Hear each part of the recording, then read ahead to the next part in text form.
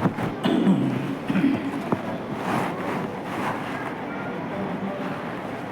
لله نحمده ونستعينه ونستغفره ونؤمن به ونتوكل عليه ونعوذ بالله من شرور أنفسنا ومن سيئات أعمالنا من يهد الله فلا مضل له ومن يضلل فلا هادي له ونشهد أن لا إله إلا الله وحده لا شريك له ونشهد أن سيدنا ونبينا ومولانا محمدا عبده ورسوله أما بعد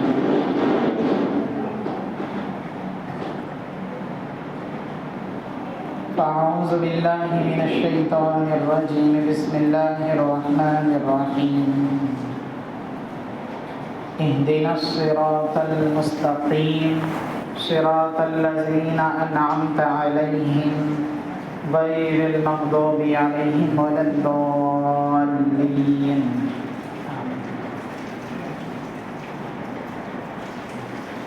صدق اللہ العظیم۔ قابل احترام بزرگوں اور نوجوان دوستوں، یہ سورہ فاتحہ کی اخیر کی 3 آیتیں ہیں جس میں اللہ تعالی نے ہم لوگوں کو بہت جامع دعا سکھلائی ہے۔ ترجمہ سنیے۔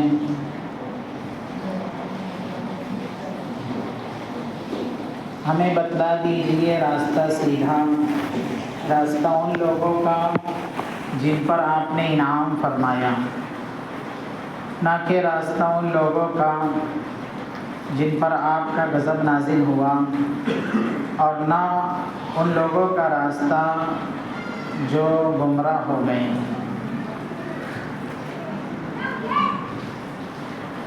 اللہ تبارک و تعالی نے سورہ فاتحہ میں بہت ہی جامع دعا ہمیں سکھلائی ہے۔ اہدنا الصراط المستقیم، ہمیں سیدھا راستہ بتلا دیجیے۔ صراط مستقیم کہتے ہیں ایسے راستے کو جس میں کوئی کجی نہ ہو، افراط اور تفریط سے پاک ہو، ایسے راستے کو صراط مستقیم کہتے ہیں۔ اور راستہ بتانے کے جو طریقے ہیں وہ 2 طرح سے ہوا کرتے ہیں۔ ہم اگر کسی سے راستہ پوچھیں تو بتلانے والا ہم کو یا تو اس طریقے سے بتلاتا ہے کہ آپ یہ راستہ سیدھا چلیے، آگے جا کر مڑ جائیے، پھر اور آگے جا کر مڑ کر داہنی طرف پلٹ جائیے گا، آپ اپنی منزل تک پہنچ جائیں۔ ایک راستہ بتانے کا طریقہ یہ ہوتا ہے کہ یہیں سے راستے کی رہنمائی کریں۔ دوسرا طریقہ یہ ہوتا ہے کہ آپ کو میں ساتھ میں لے کر چلتا ہوں۔ آپ کو مولانا آزاد نگر جانا ہے تو میرے ساتھ ساتھ چلیے، اس کو اپنے ساتھ میں لے کر چلے اور مولانا آزاد نگر میں لے جا کر اسے بتلا دے کہ یہ ہے آپ کا مطلوبہ راستہ، جہاں آپ جانا چاہ رہے تھے، یہ آپ کی منزل ہے۔ پہلا جو طریقہ ہے زبانی بتلا دینے کا کہ آپ یہاں سے جائیے، یہاں مڑیے، وہاں مڑیے، اس میں امکان ہے کہ سامنے والا اپنی مطلوبہ منزل پر صحیح پہنچ بھی جائے اور بھٹک بھی جائے۔ لیکن دوسرا جو طریقہ ہے ساتھ میں لے جانے کا اور مطلوبہ منزل تک پہنچا دینے کا، اس میں بھٹکنے کا امکان نہیں ہے، کیونکہ لے جانے والا اس راستے کو جانتا ہے۔ تو اہدنا الصراط المستقیم، اس دعا میں یہی دوسرا طریقہ مراد ہے۔ اللہ سے دعا یہی کی جا رہی ہے کہ ہمیں سیدھے راستے تک پہنچا دیجیے۔ اب وہ سیدھا راستہ کون سا ہے اس کی تفسیر بھی بیان کی اللہ تعالی نے۔ صراط الذین انعمت علیہم، ان لوگوں کا راستہ جن پر آپ نے انعام فرمایا۔ اللہ تعالیٰ نے کن پر انعام فرمایا ہے؟ قرآن کریم میں سورہ نساء کے اندر اللہ تعالیٰ نے جن پر انعام فرمایا ہے ان کا تذکرہ بتایا۔ وَمَن يُطِعِ اللَّهَ وَالرَّسُولَ فَأُولَٰئِكَ مَعَ الَّذِينَ أَنْعَمَ اللَّهُ عَلَيْهِم مِّنَ النَّبِيِّينَ وَالصِّدِّيقِينَ وَالشُّهَدَاءِ وَالصَّالِحِينَ، کہ وہ لوگ جن پر اللہ تعالیٰ نے انعام فرمایا کون ہیں؟ نبی ہے، صدیق ہے، شہداء ہے اور صالحین ہیں، نیک لوگ ہیں۔ تو اس راستے کی ہدایت مانگی گئی اللہ سے جو نبیوں کا راستہ ہے، صدیقوں کا راستہ ہے۔ صدیق کہتے ہیں کہ نبیوں کے زمانے میں جو سب سے زیادہ نبی کے بعد نیک ہو، جیسے ابو بکر صدیق رضی اللہ عنہ، حضور اکرم صلی اللہ علیہ وسلم کے بعد سارے لوگوں میں سب سے زیادہ نیک ہیں۔ تو صدیقین کا راستہ،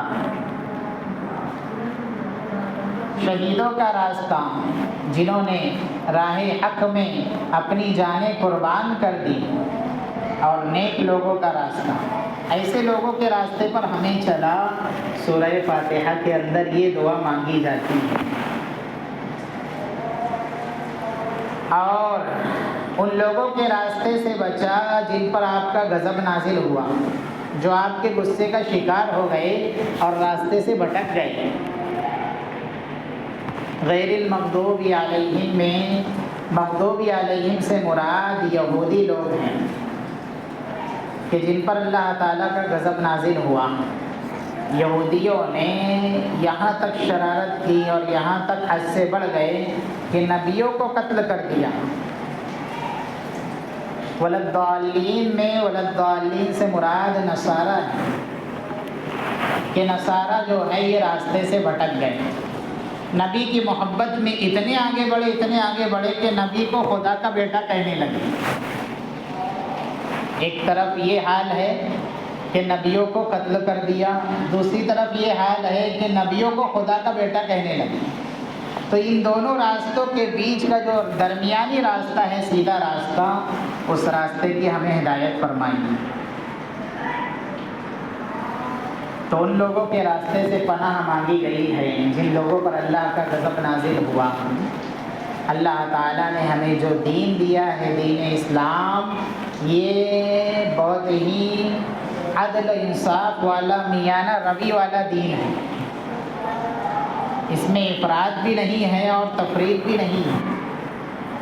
بہت زیادہ کسی چیز میں کیا کہتے ہیں چھوٹ بھی نہیں ہے، اور بہت زیادہ کسی چیز میں جکڑ پن بھی نہیں ہے، بندش بھی نہیں ہے۔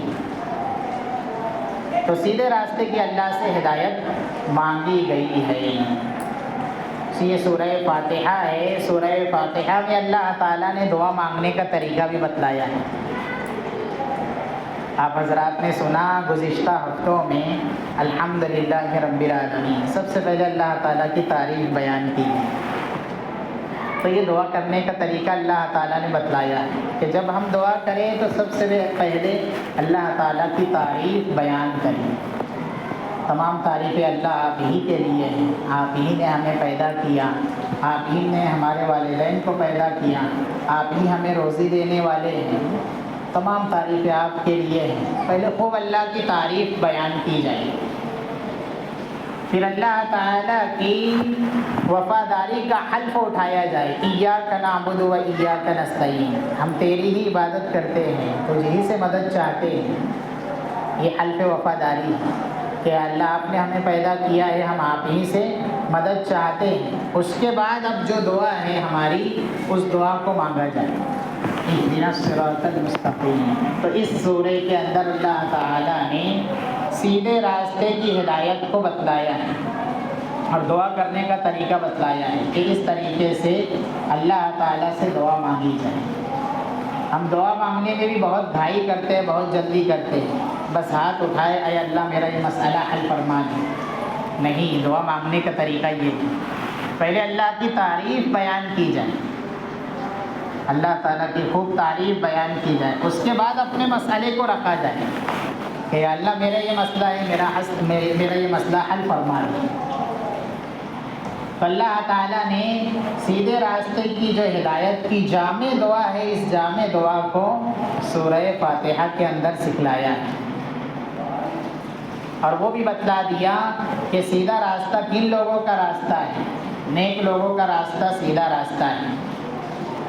ہدایت جو ہے اللہ تعالیٰ کی طرف سے ہوتی ہے، ہدایت کا مالک اللہ ہے، اسی لیے اللہ ہی سے ان آیات کے اندر ہدایت کو مانگا گیا ہے۔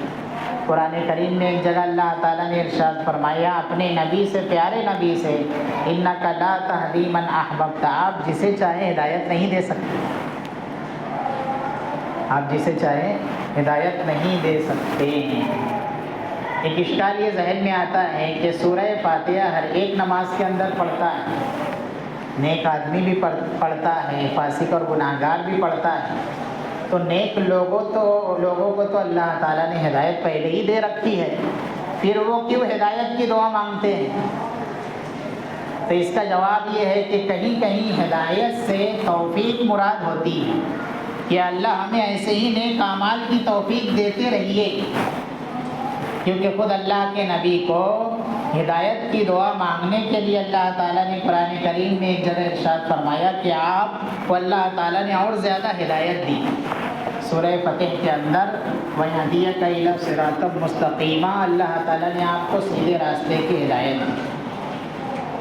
تو ہدایت کے ایک معنی توفیق کے ہوتے ہیں کہ بندے کو نیک اعمال کی اللہ کی طرف سے توفیق ہوتی ہے۔ اس سورے کے اندر ان لوگوں کے راستے سے پناہ مانگی گئی ہے کہ ان لوگوں کے راستے پر ہمیں مت چلا جن پر آپ کا غضب نازل ہوا، اور اس میں بتلایا گیا ہے اس کی تشریحات میں کہ ان سے مراد یہود و نصارہ ہیں۔ اللہ کے نبی کے زمانے میں وہی لوگ تھے، لیکن بعد کے زمانوں میں بہت سارے راستے ایسے بھٹکنے والے پیدا ہو گئے۔ خود اللہ کے نبی فرماتے ہیں، حدیث پاک میں آتا ہے کہ بنو اسرائیل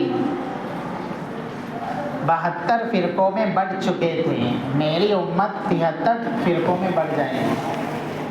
اللہ کے نبی نے پہلے ہی ہوشیار کر دیا اور یہ بتلا دیا کہ بہت سارے راستے غلط طرف لے جانے والے ہیں، صراط مستقیم سے ہٹے ہوئے ہیں۔ تو بنو اسرائیل 72 فرقوں میں بٹ چکی تھی، 72 فرقے ان کے بن چکے تھے۔ میری امت میں 73 فرقے ہوں گے، سب کے سب جہنم میں جائیں گے، صرف ایک فرقہ ہے جو نجات پانے والا ہوگا۔ 73 فرقوں میں سے 72 فرقے جہنمی ہوں گے، ایک فرقہ نجات پانے والا ہوگا۔ صحابہ کرام نے پوچھا اللہ کے نبی وہ ایک فرقہ کون ہوگا؟ اللہ کے نبی نے بہت جامع انداز میں مختصر سا جواب دیا، ما انا علیہ و اصحابی، جس پر میں اور میرے صحابہ ہیں۔ جو چیز ہمیں اللہ کے نبی اور اللہ کے نبی کے صحابہ کرام کی زندگی سے ملے، اس چیز کو ہم اختیار کرنے والے بنیں کہ یہ جنت میں لے جانے والا راستہ ہے۔ صحیح طریقے سے اللہ کے نبی نے بتلا دیا کہ میں جس پر ہوں اور میرے صحابہ جس پر رہیں گے، یہ فرقہ نجات پائے گا۔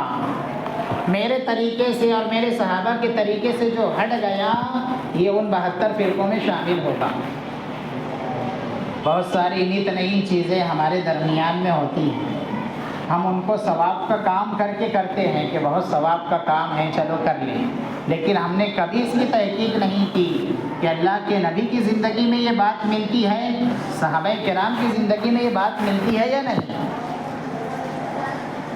ہمارا ذہن کیا چلتا ہے کہ بھائی یہ دین کا کام تو ہے۔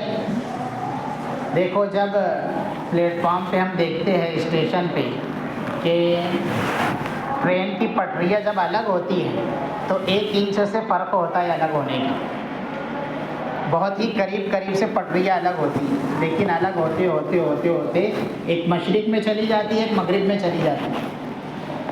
تو دینی راہ سے ہٹنے والا شروع میں یہی سمجھتا ہے کہ میں دین پر عمل تو کر رہا ہوں، سیدھا راستہ ہے، لیکن جب دھیرے دھیرے وہ دور چلا جاتا ہے تو بہت ہی سیدھے راستے سے بالکل مخالف سمتوں میں چلا جاتا ہے۔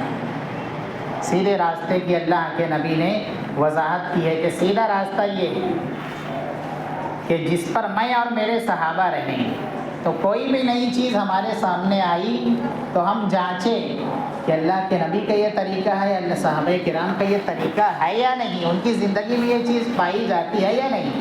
صرف جذبات میں کہ ہم مسلمان ہیں اس چیز کا اظہار ہونا چاہیے نہیں، اس چیز کو ہم جانچیں اور پرکھیں۔ علماء کرام، مفتیان کرام اس عمل کی اجازت دیتے ہیں یا نہیں؟ ایسی بہت ساری چیزیں ہمارے اندر میں ملے گی، صرف اس وجہ سے ہم اس میں لگ جاتے ہیں کہ اچھا مزہ آتا ہے نعرہ بازی کرنے میں اور اسلام زندہ باد کہنے میں، تھوڑا سا ہلا گلا ہو جاتا ہے۔ یہ ہمارا دین نہیں ہے۔ ہمارا دین وہ ہے جو اللہ کے نبی کی زندگی میں ملے، صحابہ کرام کی زندگی میں ملے۔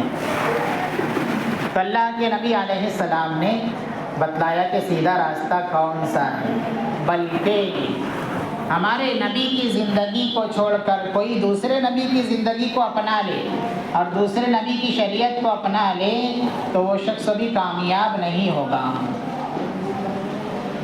اللہ کے نبی علیہ السلام کے پاس ایک مرتبہ حضرت عمر رضی اللہ عنہ تشریف لائے۔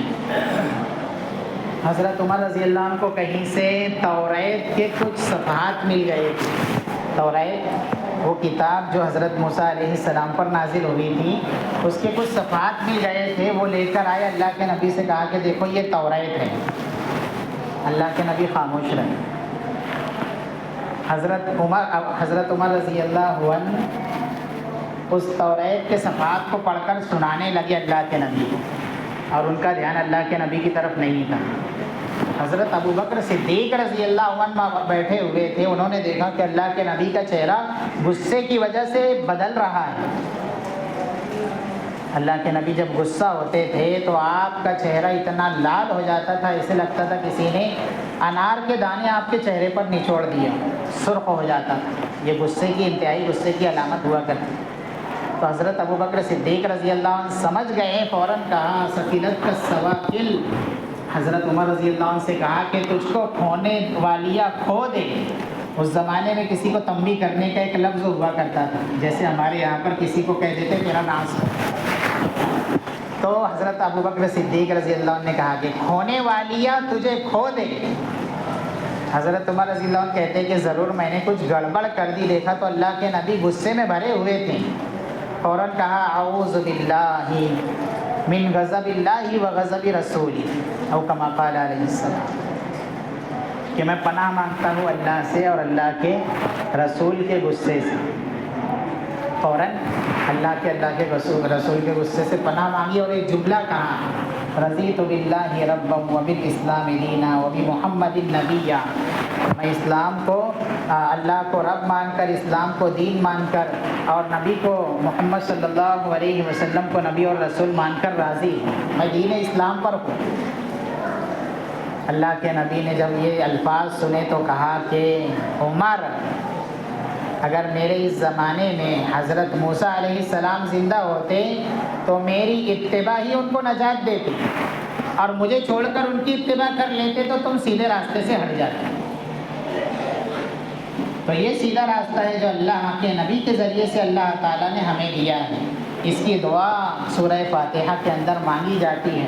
ہمارے اندر بہت ساری چیزیں ان لوگوں کی رائج ہے جو راستے سے، سیدھے راستے سے ہٹے ہوئے ہیں۔ ہم جانتے ہیں کہ وہ سیدھے راستے پر نہیں ہے، یہود و نصارہ ہے، کفار و مشرکین ہے، لیکن ان کی بہت ساری چیزیں ہمارے درمیان میں رائج ہیں۔ شادی بیاہ میں دیکھ لوگ کتنی رسمیں غیر مسلموں کی ہم ضروری سمجھ کر کرتے ہیں کہ اگر ایسا نہیں کیا گیا تو دولہے کو نقصان پہنچے گا، کہ اللہ کے نبی نے ایسا عمل کیا ہے۔ ہم خود جانچیں، میں ان کو گنواؤں گا نہیں۔ غیر مسلموں کی رسمیں ہم شادی کے اندر ضروری سمجھ کر کرتے ہیں، ڈانٹ دیتے ہیں بچے کو کہ تمہیں یہ کام کرنا ہوگا، تم نہیں کرو گے تو تم پر مصیبت آ جائے گی۔ تو ایسا کوئی بھی عمل نہیں ہے۔ نکاح کو اللہ کے نبی نے آسان کیا ہے، اتنا آسان کیا ہے، سفر کی حالت میں نکاح کیا ہے۔ تو ایسی کوئی چیز ضروری نہیں ہے غیر مسلموں کی رسموں کو جو ہم ضروری سمجھ کر کرتے ہیں کہ نہیں کریں گے تو دولہے کا نقصان ہو جائے گا یا دلہن کا نقصان ہو جائے گا، کوئی مصیبت آن پڑے گی۔ تاریخیں طے کرنے میں ہم دیکھتے ہیں قمر در اقرب کی کوئی تاریخ تو نہیں آ رہی ہے. سارے دن اللہ تعالیٰ کے ہیں، سارے دنوں میں نکاح ہو سکتا ہے. حضرت عائشہ رضی اللہ عنہا فرماتی ہے کہ میرا نکاح شوال میں ہوا، اور زمانہ جاہلیت میں شوال کے مہینے کو بڑا منحوس سمجھتے تھے، شوال میں نکاح نہیں کرتے تھے. حضرت عائشہ رضی اللہ عنہا فرماتی ہیں میرا نکاح شوال میں ہوا، میری رخصتی بھی شوال میں ہوئی. اللہ کے نبی کی ساری بیویوں میں سب سے زیادہ نصیب والی میں ہوں. حضرت عائشہ رضی اللہ عنہ سب سے زیادہ چہیتی تھی. تو ہم ایسے راستے پہ بالکل نہ پڑے جو گمراہی کی طرف لے جانے والا ہو، ہمیں بھٹکانے والا ہو. جہالت کی باتیں ہمارے اندر سے نکلے، شادی بیاہ کی رسموں میں سے نکلے، اور ڈر اور خوف کا ماحول جو ہمارے اندر بنا ہوا ہے کہ یہ نہیں کریں گے تو بہت بڑی مصیبت آ جائیں گی، یہ چیزیں ہمارے اندر سے نکلیں. تو یہ صراط مستقیم کی دعا بہت ہی جامع دعا ہے جو سورہ فاتحہ کے اندر مانگی گئی ہے. اس دعا کو ہمیں مانگتے رہنا چاہیے، اور ان لوگوں کے راستے کو چھوڑ دینا چاہیے، ان کے طریقوں کو چھوڑ دینا چاہیے جو لوگ گمراہ ہو چکے ہیں، جن کی گمراہی میں کوئی شک نہیں ہے. بہت ساری چیزیں ہیں، ہم غور و فکر کریں کہ کتنی چیزیں ہمارے اندر انگریزوں کی پائی جاتی ہیں، غیر مسلموں کی پائی جاتی ہے. ہم بطور خوشی کو اس کو مناتے ہیں، بطور خوشی کو اس کو انجام دیتے ہیں. ہمارے بچے چھوٹے چھوٹے رہتے ہیں، تب سے ہم ان لوگوں کے طریقے کو اپناتے ہیں جو راستے سے بھٹک چکے ہیں. کہ بچہ 1 سال کا ہو گیا تو اب اس کا جنم دن منایا جائے. اچھے دیندار گھرانوں میں یہ وبا عام ہے. بچہ 1 سال کا ہو گیا تو اس کا جنم دن منایا جائے. یہ جنم دن منانے کا طریقہ ان لوگوں کا ہے جن پر اللہ کے نبی کی اللہ کی طرف سے لعنت ہوئی ہے کہ وہ راستے سے ہٹ چکے ہیں. ان کے طریقے کو ہمارے ایمان والے بھائی جو ہر نماز میں دعا مانگ رہے ہیں ہمیں سیدھے راستے پر چلا، اور عمل وہ کر رہے ہیں جو سیدھے راستے سے ہٹانے والا ہے. زبان سے ہم کہہ رہے ہیں ہمیں سیدھے راستے پر چلا، اور عمل وہ کر رہے ہیں جو سیدھے راستے سے ہٹانے والا ہے. تو محترم حضرات، زندگی کا جائزہ لینا چاہیے. ایسی ساری چیزیں ہماری زندگی سے نکلے جو غلط راستے پر ہمیں ڈالنے والی ہے. اللہ تعالیٰ سے دعا ہے اللہ تعالیٰ صراط مستقیم تک ہمیں پہنچا دیں. اللہ تعالیٰ ان لوگوں کے راستے پر چلنے سے ہماری حفاظت فرمائیں جن پر اللہ تعالیٰ کا غضب نازل ہوا. اللہ تعالیٰ ایمان کامل پر ہمارا خاتمہ فرمائیں. آمین ثم آمین. وآخر دعوانا الحمدللہ رب العالمین. سنت ادا کریں.